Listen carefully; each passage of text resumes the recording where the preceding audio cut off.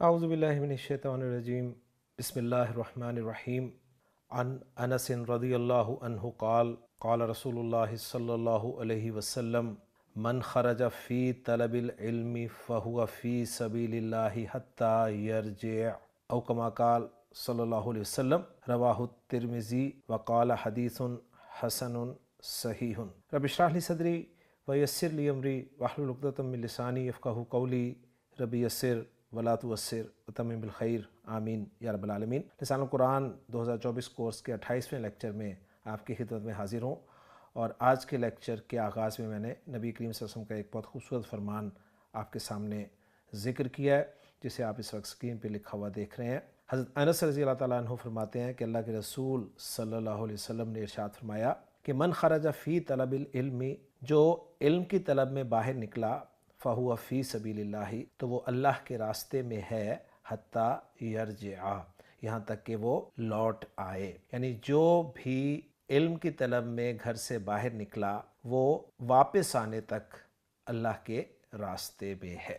تو علم کی فضیلت اس حدیث سے ہمارے سامنے آتی ہے۔ اللہ تعالیٰ سے دعا ہے کہ اللہ تعالیٰ ہمیں علم حاصل کرنے کی کوشش کرنے کی توفیق عطا فرمائے۔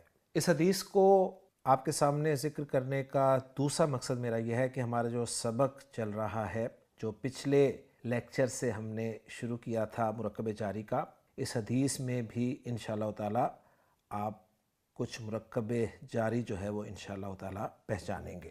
تو سبق کو ذہن میں تازہ کر لیں۔ مرکب جاری ایک ایسا مرکب ناقص ہوتا ہے جس میں حروف جارہ استعمال ہوتے ہیں۔ حروف جارہ وہ حروف ہوتے ہیں جو اسم سے پہلے آ کر اسم کو مجرور کر دیتے ہیں۔ حروف جارہ کی وجہ سے جو اسم مجرور ہوتا ہے اس کو گرامر کی اصطلاح میں مجرور ہی کہا جائے گا، اور پھر حرف جر اور مجرور مل کر مرکب جاری بناتے ہیں۔ حروف جارہ کی کل تعداد 17 ہے، لیکن ہم نے 11 حروف جارہ پڑھنے ہیں، جن میں سے 5 حروف جارہ ہم نے پڑھ لیے تھے، اور 5 حروف جارہ کا میں نے ایک سیٹ آپ کو پڑھایا تھا، اور وہ سیٹ بنانے کی وجہ یہ تھی کہ وہ پانچوں کے پانچوں حروف جارہ جو ہیں وہ ایک ایک حرف پر مشتمل ہیں، اور ان پانچوں حروف جارہ جیسے ہی حروف ہمیں حروف الہجا میں بھی نظر آتے ہیں، اور پھر ہم نے ان 5 حروف جارہ کا ان 5 حروف الہجا کے ساتھ موازنہ کر کے بھی دیکھا تھا، اور فرق بھی واضح طور پر معلوم کیا تھا۔ تو آج کے لیکچر میں ہم انشاءاللہ تعالی دوسرا سیٹ پڑھیں گے حروف جارہ کا، لیکن پہلے سیٹ کے 5 حروف جارہ جو ہیں وہ ذہن میں تازہ کر لیجئے۔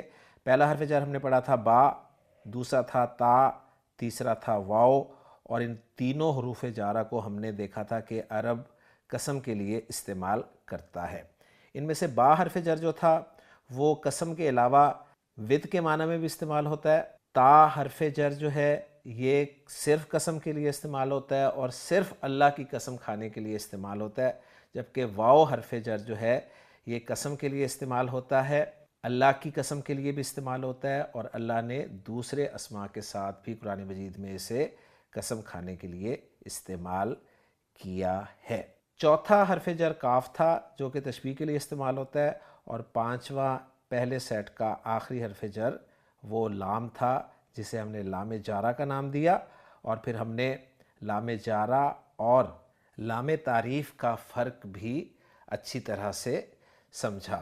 لام جارہ جو ہے یہ انگریزی کی پریپوزیشن فار کے معنی میں استعمال ہوتا ہے، اور یہاں پر میں نے آپ کو یہ نقطہ بھی بتایا تھا کہ عربی کے حروف جارہ جو ہیں وہ انگریزی کی پریپوزیشنز کے ایکولنٹ ہیں۔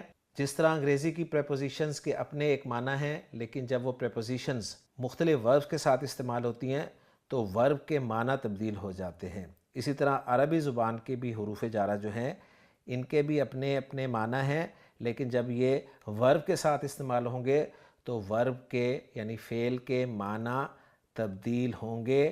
کیسے ہوں گے وہ انشاءاللہ تعالی جب ہم فعل پڑھیں گے تو ہم اس بات کو انڈرسٹینڈ کر سکیں گے انشاءاللہ تعالی۔ تو چلتے ہیں جی آج ہم اپنے دوسرے سیٹ کے حروف جارہ کی طرف، اور دوسرے سیٹ میں ہم انشاءاللہ تعالی 6 حروف جارہ پڑھیں گے، کیونکہ ہم نے کل 11 حروف جارہ کو پڑھنا ہے۔ تو دوسرے سیٹ کا پہلا حرف جر جو ہے وہ ہے جی فی۔ قرآن مجید میں فی حرف جر بہت زیادہ استعمال ہوا ہے، اور میں نے پچھلے لیکچر میں آپ کے سامنے سورۃ القدر جو پیش کی تھی، ٹیکسٹ آپ کو اس کا دکھایا تھا، اس میں بھی آپ کو فی نظر آیا ہوگا، اور آج کی حدیث میں بھی آپ کو 2 جگہ پر فی نظر آ رہا ہے۔ تو فی ہمارا چھٹا حرف جر ہے اور اس کے معنی ہیں جی میں جسے ہم انگریزی میں ان کہتے ہیں۔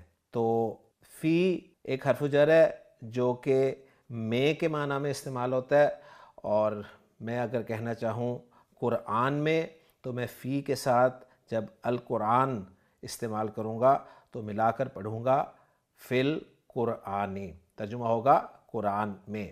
اگر میں کہنا چاہوں قرآن اور حدیث میں تو میں القرآن والحدیث، اس کے ساتھ جب فی استعمال کروں گا تو میری کنسٹرکشن بن جائے گی فی القرآنی والحدیثی۔ تو فی حرف جر ہے، اور القرآن اور الحدیث کے درمیان جو واو نظر آ رہا ہے آپ کو، یہ وہ واو عاطفہ ہے جو اور کے معنی دے رہا ہے۔ یہاں پر آپ نے کنفیوز نہیں ہونا کہ یہ واو قسمیہ ہے جی اس لیے کہ اس کے بعد والا اسم جو ہے وہ مجرور ہے، ایسا کوئی چکر نہیں ہے۔ میں نے آپ کو واو قسمیہ اور واو عاطفہ کا فرق واضح طور پر پچھلے لیکچر میں سمجھا دیا تھا۔ اب میں کہنا چاہتا ہوں زمین میں تو اس کی عربی ہوگی جی فی الارضی، آسمان میں فی السمائی۔ اب میں آپ کے سامنے مرکب اضافی ایک لکھ رہا ہوں، امید کرتا ہوں کہ آپ اس کو ایز اے مرکب اضافی پہچان لیں گے۔ تو مرکب اضافی میرا ہے جی طلب العلمی۔ طلب مضاف ہے، مضاف کو پہچاننے کا طریقہ کیا ہے کہ مضاف پہ نہ تو الف لام ہوتا ہے نہ ہی تنوین ہوتی ہے، تو طلب پر آپ کو نہ تو الف لام نظر آ رہا ہے اور نہ ہی تنوین نظر آ رہی ہے۔ آپ مرکب اضافی اس کو اس وقت کنفرم کریں گے جب اگلا اسم آپ کو مجرور نظر آئے گا۔ تو العلم جو ہے وہ مجرور نظر آ رہا ہے، تو طلب العلمی آپ کا مرکب اضافی ہے جس کے معنی ہے علم کی طلب۔ اب علم کی طلب یہ ایک مرکب اضافی ہے، اس کے شروع میں جب فی حرف جر استعمال کروں گا تو فی حرف جر نے اپنے بعد میں آنے والے اسم طلب کو مجرور کرنا ہے، تو کنسٹرکشن بن جائے گی فی کے داخلے کے بعد فی طلب العلم، جس کا میں ترجمہ کروں گا علم کی طلب میں۔ اسی طرح اب میں آپ کے سامنے ایک اور مرکب اضافی لکھ رہا ہوں جی، وہ ہے جی سبیل اللہ۔ تو آپ دیکھیں بالکل مرکب اضافی ہے، یہ سبیل مضاف ہے، مضاف کی شرائط لاگو ہو رہی ہیں اس پہ، اس میں جلالہ جو ہے وہ مضاف الیہ ہے، مضاف الیہ ہونے کی جو شرط ہے وہ اس میں پائی جا رہی ہے، تو مرکب اضافی بن گیا جی سبیل اللہ۔ اس کے شروع میں جب میں فی لگاؤں گا تو فی نے سبیل کو مجرور کر دینا ہے اور میری کنسٹرکشن بن جائے گی فی سبیل اللہ، جس کا ترجمہ میں کروں گا اللہ کے راستے میں۔ تو اب آپ دیکھیں ذرا اس حدیث کو جس میں اللہ کے رسول صلی اللہ علیہ وسلم فرما رہے ہیں کہ من خرجا فی طلب العلم، فی طلب العلم، تو آپ نے پہچان لیا کہ فی طلب العلم آپ کا مرکب جاری ہے جس میں فی حرف جر ہے اور مجرور کی جگہ پر طلب العلم ایک مرکب اضافی آیا ہوا ہے جس میں طلب مضاف ہے اور العلم جو ہے وہ مضاف الیہ ہے۔ تو کسی بھی اسم کے مجرور ہونے کی صرف 2 وجوہات ہوتی ہیں، میں نے آپ کو پچھلے لیکچر میں بتایا تھا، اور وہ دونوں وجوہات اس مرکب ناقص میں بھی موجود ہیں۔ یعنی ایک وجہ اسم کے مجرور ہونے کی مضاف الیہ ہونا، العلم مضاف الیہ ہونے کی وجہ سے مجرور ہے، اور دوسری وجہ اسم کے مجرور ہونے کی پہلے حرف جر کا ہونا، تو طلب جو ہے وہ حرف جر کی وجہ سے مجرور ہے۔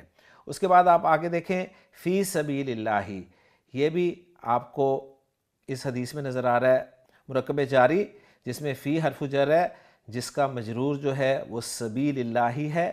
سبیل اللہ جو ہے وہ مضاف الیہ کا مجموعہ ہے، تو گویا آپ نے اس حدیث میں 2 مرکب ناقص پہچان لیے، مرکب جاری، اور وہ جو دونوں مرکب جاری ہیں ان میں مجرور کی جگہ پر مرکب اضافی آپ دیکھ رہے ہیں۔ تو میں نے آپ کو پہلے ہی بتایا تھا کہ اب آپ الحمدللہ مرکب ودن مرکب کی طرف جا رہے ہیں اور اس کنسٹرکشن کو بھی پہچان رہے ہیں جس میں ایک مرکب میں دوسرا مرکب موجود ہے۔ تو الحمدللہ جی فی حرف جر ہم نے پڑھ لیا۔ اب میں اگر آپ کے سامنے سورۃ القدر کی آیات رکھوں تو پہلی آیت میں جس میں اللہ تعالیٰ نے فرمایا کہ انا انزلناہ فی لیلۃ قدری. تو فی لیلۃ القدری آپ کا ایک مرکب جاری ہے جس میں فی حرف جر ہے، جس کا مجرور لیلتی ہے. لیلتی مجرور ہونے کے ساتھ ساتھ مضاف بھی ہے کیونکہ اس پہ نہ تو الف لام ہے اور نہ تنوین ہے، اور القدر جو ہے وہ مضاف الیہ ہے. تو فی لیلۃ القدری ایک مرکب جاری ہے جس میں مجرور کی جگہ پر مرکب اضافی آیا ہوا ہے، اور اس کنسٹرکشن کو ہم اردو میں ٹرانسلیٹ کر سکتے ہیں قدر کی رات میں، یا ہم اردو میں لیلۃ القدر میں بھی کہہ سکتے ہیں. تو میں نے آپ کے سامنے سورۃ القدر رکھی تھی اور میں نے بتایا تھا کہ انشاءاللہ تعالی مرکب جاری مکمل ہونے کے بعد اس پوری سورہ مبارکہ میں ہم تمام مرکبات ناقصہ کو انشاءاللہ تعالی ہائی لائٹ کریں گے. تو الحمدللہ جی ہمارا چھٹا حرف جر فی مکمل ہو گیا. بہت ساری ایگزامپلز آپ کو ملیں گی قرآن مجید میں فی حرف جر کی. اس کے بعد ہم دو حروف جارہ جو ہیں وہ اکٹھے پڑھیں گے جی. ان میں پہلا حرف جر ہے ان اور دوسرا حرف جر ہے من. ان اور من اکٹھے ہم کیوں پڑھیں گے؟ اس کی وجہ یہ ہے کہ یہ دونوں حروف جارہ جو ہیں وہ اردو میں استعمال ہونے والے ایک ہی لفظ کے معنی میں استعمال ہوتے ہیں. یعنی ان کے معنی بھی ہم اردو میں سے کرتے ہیں اور من کے معنی بھی ہم اردو میں سے کرتے ہیں. یہاں تک کہ انگریزی میں بھی ان اور من دونوں کے لیے ہم فرام کا لفظ یوز کرتے ہیں. لیکن عربی زبان میں ظاہر بات ہے ان کسی جگہ اور استعمال ہوگا، من کسی اور جگہ استعمال ہوگا. لیکن ابھی میں آپ کو اس بحث میں نہیں الجھاؤں گا کہ ان کہاں استعمال ہوگا، من کہاں استعمال ہوگا. قرآن مجید میں یا حدیث میں ہمیں ان اور من لکھے ہوئے ملیں گے، اور ہم ان اور من دونوں کا ترجمہ ہے جو سے کریں گے. جیسا کہ آپ اس حدیث میں دیکھیں گے، جو میں نے حدیث آپ کے سامنے رکھی ہے، وہاں پر لکھا ہوا ہے ان انسن. تو ان حرف جر ہے جس کے بعد انس اسم ہے اور وہ آپ کو مجرور نظر آ رہا ہے، اور ان انسن کا ترجمہ میں کر رہا ہوں انس سے، یعنی انس رضی اللہ تعالی عنہ سے. تو ان جو ہے، من جو ہے، یہ دونوں سے کے معنی میں استعمال ہوتے ہیں. تو پہلے میں آپ کو ان کے حوالے سے کچھ ایگزامپلز جو ہے وہ کروا دیتا ہوں. تو حدیث میں آپ نے دیکھ لیا ان انسن آ گیا. اسی طرح اگر مجھے کسی حدیث میں حضرت عائشہ سے کہنا ہو تو میں عربی زبان میں کہوں گا ان عائشہ تا. تو عائشہ اسم جو ہے غیر منصرف ہے، اس لیے آپ نے دیکھا کہ عائشہ اسم کے آخر میں زبر ہی آپ کو نظر آ رہی ہے، لیکن ان حرف جر کی وجہ سے یہ اسم مجرور ہے. اسی طرح ہم نے مرکب اضافی کے سبق میں پڑھا تھا کہ جتنی بھی کنیتیں ہیں وہ مضاف مضاف الیہ کنسٹرکشن کے طور پہ استعمال ہوتی ہیں.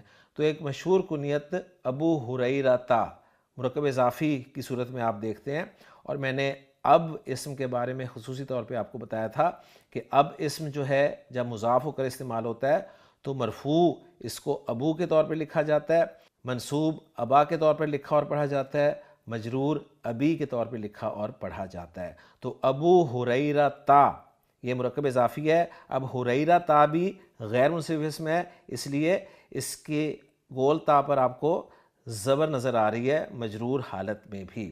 تو ابو ہریرہ تا سے پہلے جب میں ان حرف جر لگاؤں گا تو کنسٹرکشن بنے گی جی ان ابی ہریرہ تا، یعنی ان کی وجہ سے ابو جو ہے وہ ابی ہو گیا.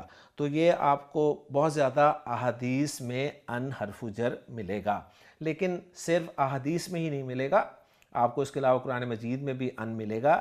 جیسے میں آپ کے سامنے ایک مرکب اضافی رکھتا ہوں جی، ذکر اللہ. ذکر اللہ ایک مرکب اضافی ہے جس میں ذکر مضاف ہے، الف لام کے بغیر ہے، تنوین کے بغیر ہے، اس میں جلالہ مضاف الیہ ہے. ذکر اللہ کا مطلب ہے اللہ کا ذکر. ذکر اللہ سے پہلے جب میں ان حرف جر لگاؤں تو ان نے ذکر اسم کو مجرور کرنا ہے، اور کنسٹرکشن میری بن جائے گی ان ذکر اللہ، اور ترجمہ اس کا میں کروں گا اللہ کی یاد سے.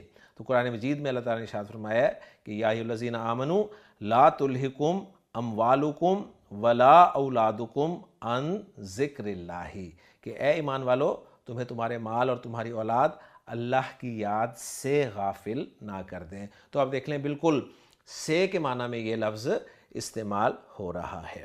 اب میں ایک بہت اہم بات آپ کے سامنے رکھنا چاہتا ہوں. ان حرف جر کے بعد میں معرف باللام اسم استعمال کر رہا ہوں. مثلا ان کے بعد میں اسم استعمال کر رہا ہوں الفحشاء۔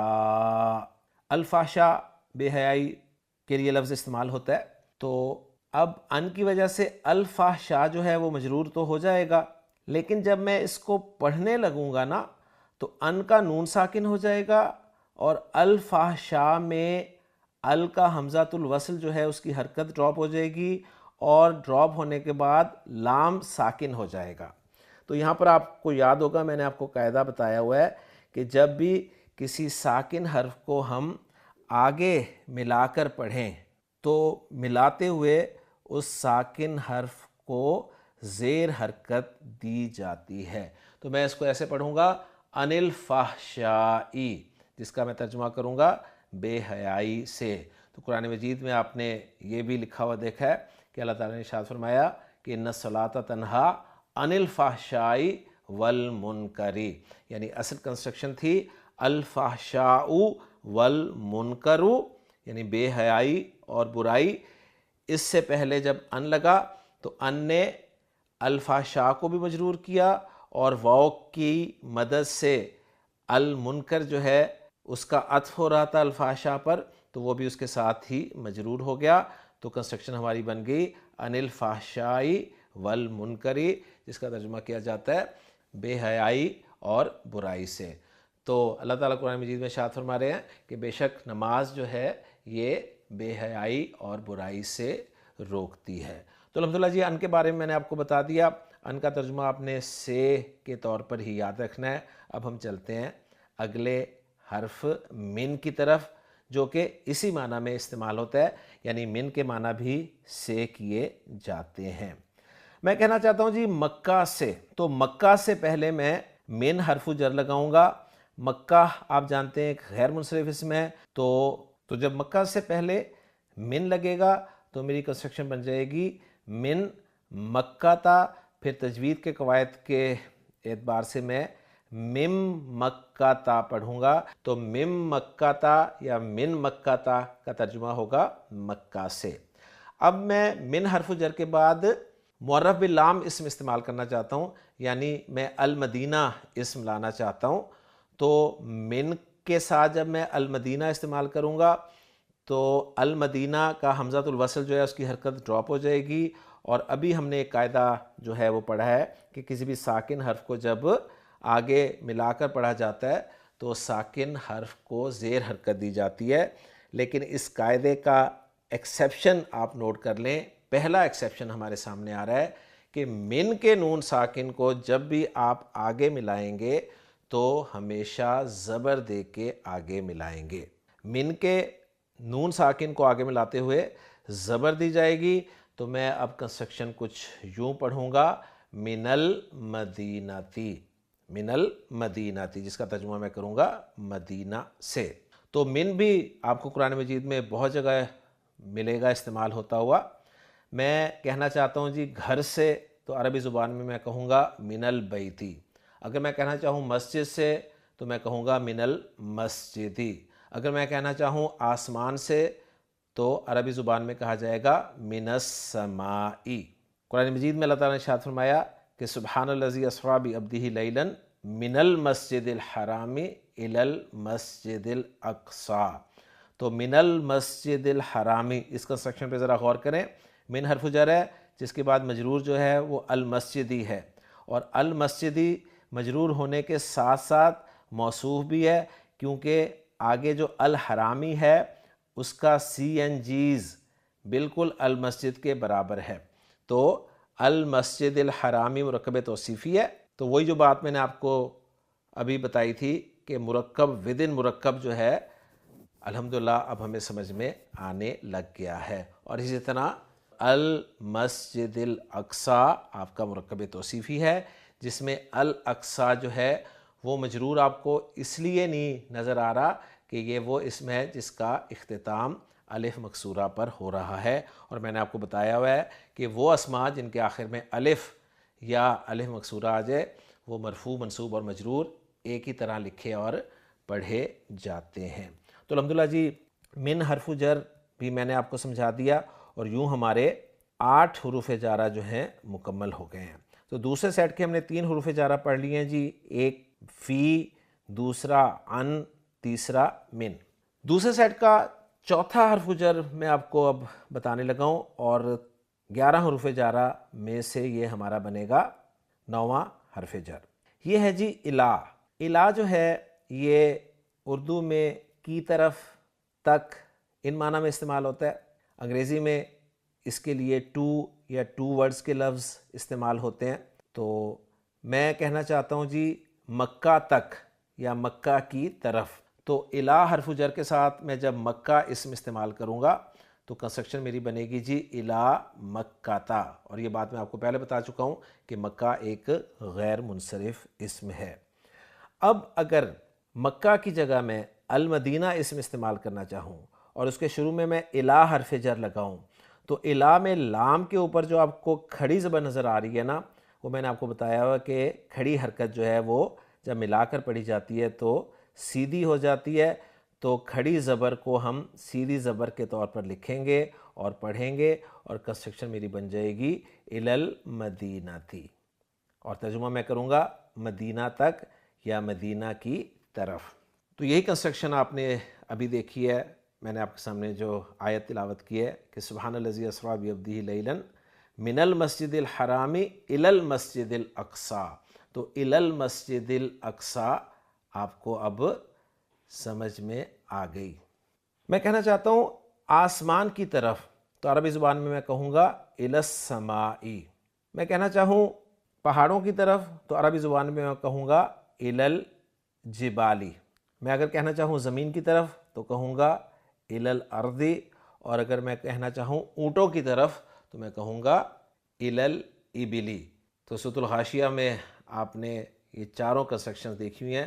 اللہ تعالیٰ نے ارشاد فرمایا کہ افلا ینظرون الی الابل کیف خلقت والی السماء کیف رفعت والی الجبال کیف نصبت والی الارض کیف سطحت۔ تو آپ دیکھیں الی الابل اونٹوں کی طرف، الی السماء آسمان کی طرف، الی الجبال پہاڑوں کی طرف، الی الارض زمین کی طرف۔ تو الحمدللہ جی ہمارا 9واں حرف جر الا بھی مکمل ہو گیا۔ تو اب چلتے ہیں جی اگلے حرف جر الا کی طرف۔ الا جو ہے یہ اردو میں پر کے معنی میں استعمال ہوتا ہے، جس کے لیے انگریزی میں آن یا ایٹ کے الفاظ استعمال ہوتے ہیں۔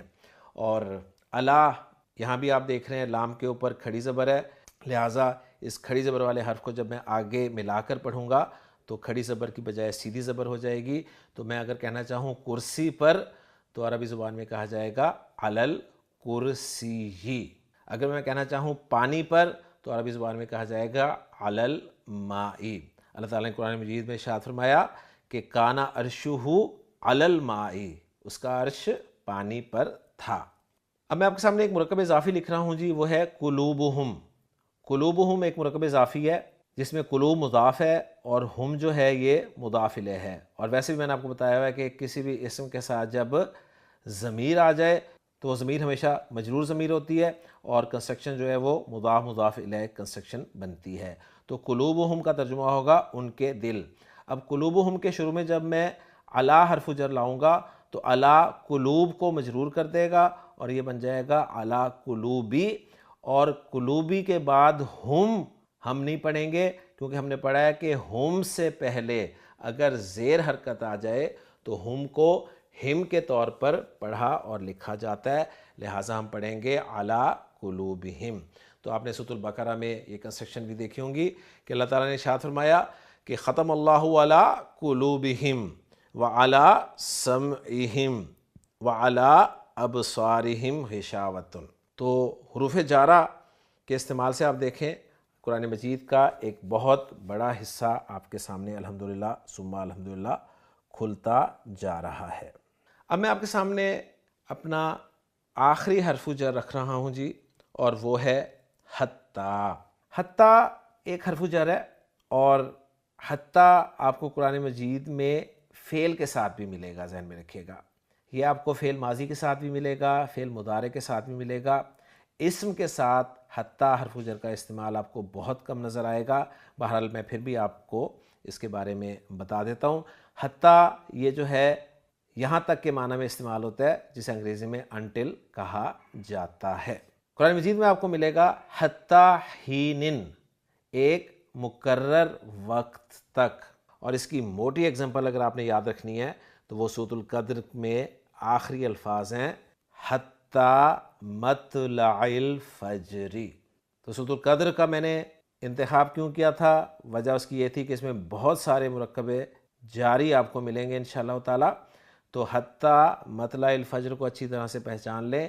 حتیٰ آپ کا حرف جر ہے، جس کے بعد مطلع مجرور ہے، اور مطلع جو ہے مضاف بھی ہے کیونکہ اس پہ الف لام بھی نہیں ہے، اس پہ تنوین بھی نہیں ہے، اور الفجر مضاف الیہ ہے اس لیے کہ یہ مجرور ہے۔ تو حتیٰ مطلع الفجر کا مطلب ہے فجر کے طلوع ہونے تک۔ تو قرآن مجید میں آپ کو یہ دو موٹی کنسٹرکشنز ہی حتیٰ کی اسم کے ساتھ نظر آئیں گی۔ حدیث میں بھی آپ نے جو میں نے آپ کے سامنے شروع میں بیان کیا ہے وہاں بھی آپ کو حتیٰ نظر آیا ہے۔ حدیث کے بالکل آخر میں آپ نے دیکھا کہ آپ سب نے جو فرمایا کہ من خرج فی طلب العلم فہو فی سبیل اللہ حتیٰ یرجع، تو یہاں بھی حتیٰ استعمال ہوا ہے۔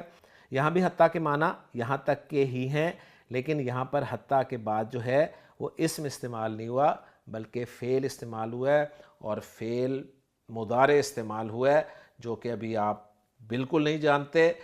تو اس لیے میں نے کہا تھا کہ حتیٰ کا استعمال آپ کو قرآن مجید میں اسم کے علاوہ فعل کے ساتھ بھی ملے گا، فعل ماضی کے ساتھ بھی ملے گا، فعل مضارع کے ساتھ بھی ملے گا، اور یہ آپ کو آگے پتہ چلے گا کہ فعل عربی زبان میں دو طرح کا ہوتا ہے، ماضی بھی ہوتا ہے، مضارع بھی ہوتا ہے۔ ماضی کسے کہتے ہیں، مضارع کسے کہتے ہیں، یہ ہم بعد میں پڑھیں گے۔ اور مشہور سورہ مبارکہ جس میں آپ کو حتیٰ فوراً یاد آیا ہوگا کہ اللہ تعالیٰ نے ارشاد فرمایا کہ الہاکم التکاثر حتیٰ زرتم المقابر، تو وہاں بھی حتیٰ استعمال ہوا ہے، لیکن وہاں بھی حتیٰ فعل کے ساتھ استعمال ہوا ہے اور فعل ماضی کے ساتھ استعمال ہوا ہے، لیکن ابھی نہ آپ نے ماضی پڑھا نہ مضارع پڑھا، اس لیے آپ نہ حتیٰ یرجع میں مضارع کو پہچان سکتے ہیں، نہ ہی حتیٰ زرتم المقابر میں ماضی کو پہچان سکتے ہیں۔ تو بہرحال حتیٰ کی میں نے اگزامپل جو آپ کو دو بتا دی ہیں وہی کافی ہیں۔ آپ کو قرآن مجید سے صرف ایک اگزامپل ہی یاد رکھنی ہے، اگر آپ کو وہ یاد رہ گئی تو انشاءاللہ تعالیٰ آپ کے لیے مفید ثابت ہوگی۔ تو الحمدللہ جی میں نے 11 حروف جارہ آپ کو پڑھانے تھے، اور 11 کے 11 حروف جارہ میں نے آپ کو پڑھا دیے۔ آج کے سیٹ میں ہم نے جو حروف جارہ پڑھے ہیں وہ میں آپ کے سامنے دہرا دیتا ہوں۔ پہلا حرف جر ہم نے پڑھا فی، دوسرا اور تیسرا حرف جر ہم نے اکٹھا پڑھا جو کہ ان اور من تھا۔ یہ دونوں کو اکٹھا اس لیے ہم نے پڑھا کہ ان دونوں کے معنی جو ہیں وہ اردو میں اور انگریزی میں ایک ہی استعمال ہوتے ہیں، تو اس لیے ہم نے ان دونوں حروف جارہ کو اکٹھا پڑھا۔ اور اس کے بعد میں نے آپ کو الا حرف جر پڑھایا، الا کے بعد علا کے بارے میں بتایا، اور آخری حرف جر میں نے آپ کو حتیٰ بتایا۔ تو الحمدللہ جی ہمارے 11 حروف جارہ مکمل ہو گئے۔ پہلے سیٹ کے 5 حروف جارہ تھے، دوسرے سیٹ کے 6 حروف جارہ تھے۔ پہلے سیٹ کے جو 5 حروف جارہ تھے وہ صرف ایک حرف پر مشتمل تھے، دوسرے سیٹ کے حروف جارہ ایک سے زائد حروف پر مشتمل تھے۔ اب مرکب جاری ہمارا ٹاپک مکمل نہیں ہوا، اس لیے کہ ان 11 حروف جارہ میں سے کچھ حروف جارہ ایسے بھی ہیں جو ضمائر کے ساتھ استعمال ہوتے ہیں۔ کون کون سے حروف جارہ ضمائر کے ساتھ استعمال ہوتے ہیں یہ انشاءاللہ تعالی ہم اگلے لیکچر میں پڑھیں گے، اور انشاءاللہ تعالی اگلے لیکچر میں آپ کے سامنے سورۃ القدر دوبارہ رکھوں گا، اور پھر انشاءاللہ تعالی ہم سورۃ القدر میں جتنے بھی مرکبات ناقصہ استعمال ہوئے ہیں ان کو انشاءاللہ تعالی پہچاننے کی کوشش کریں گے۔ تو امید کرتا ہوں کہ آج کا لیکچر بھی آپ کو سمجھ میں آیا ہوگا، آپ کے لیے مفید ثابت ہوا ہوگا۔ انشاءاللہ تعالی اگلے لیکچر میں آپ سے ملاقات ہوگی۔ سبحانک اللہم و بحمدک، اشہد ان لا الہ الا انت، استغفرک و اتوب الیک۔